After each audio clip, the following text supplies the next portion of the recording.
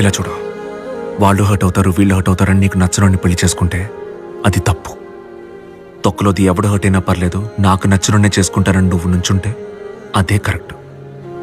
ఎవరు హర్ట్ అయినా పర్లేదు, నాకు నువ్వు హర్ట్ అవ్వకూడదు. నేనెందుకు హర్ట్ అవ్వాలి? నేను లవ్ చేయలేదుగా. లవ్ చేయలేదా?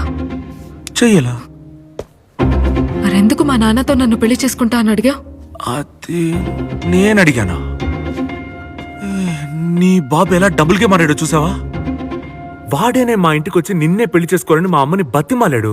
సరే నేను ఎవరినో పెళ్లి చేసుకోవడం ఎందుకు, మన కుందరనే పెళ్లి చేసుకుందాం.